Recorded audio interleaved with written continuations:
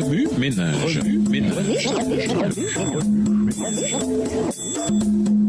Bienvenue à votre émission Remue ménage. Nous voilà le lundi 15 août. Faites briller votre petite lumière. Lisons 1 Jean 3, verset 17. 1 Jean 3, le verset 17. Si quelqu'un possède les biens du monde et que, voyant son frère dans le besoin, il lui ferme ses entrailles, comment l'amour de Dieu demeure-t-il en lui? J'ai souvent entendu la question suivante. Si cette congrégation devait s'établir ailleurs, est-ce qu'elle manquerait à la population? Souvent, en tant qu'Église, nous abordons des questions sociales particulières ou invitons nos voisins à une campagne d'évangélisation. Voilà qui est important. Mais en quoi ces activités ont-elles un réel impact sur ceux que nous tentons d'atteindre?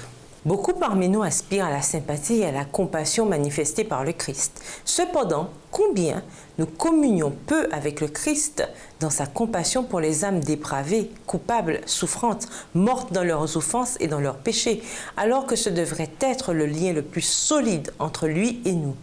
La méchanceté de l'homme envers ses semblables est son plus grand forfait. Il en est beaucoup qui prétendent représenter la justice de Dieu et qui sont loin de manifester sa tendresse et son grand amour. Il arrive souvent que ceux envers lesquels il se montre si sévère sont assaillis par la tentation. Satan lutte avec ses âmes et des paroles dures et méchantes les découragent au point d'en faire la proie facile du tentateur. C'est une œuvre très délicate que la cure d'âme. Seul celui qui peut lire dans les cœurs sait comment amener les hommes à la repentance. Lui seul nous donnera la sagesse de conduire au pied de la croix ceux qui sont perdus. Lorsque nous étions enfants, nous n'apprécions évidemment pas d'être punis par nos parents pour quelque chose qui, selon nous, n'était qu'une simple erreur.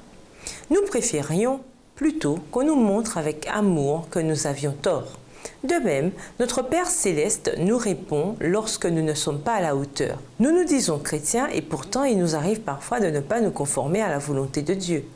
C'est alors que dans sa patience et sa grande miséricorde, Jésus nous livre à nous-mêmes un certain temps, puis nous ramène à lui. Louons le Seigneur. Ésaïe 54, les versets 7 et 8 et Colossiens 3, le verset 12. En sachant que nous pouvons retourner à Dieu quand nous péchons, que nous pouvons faire demi-tour, notre cœur se gonfle d'espérance. Souvenons-nous, il se peut que nous soyons le seul Jésus que beaucoup de gens verront jamais.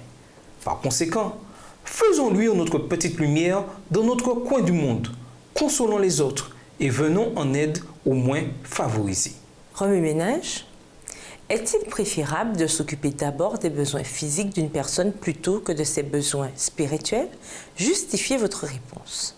Comment pouvez-vous, individuellement et en tant que classe, effectuer des changements efficaces dans votre communauté, au foyer, au travail et à l'école? Considérez ceux qui sont moins favorisés que vous.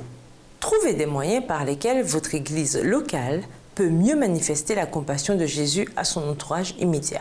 Au revoir. Et à demain si je veux. Remue ménage.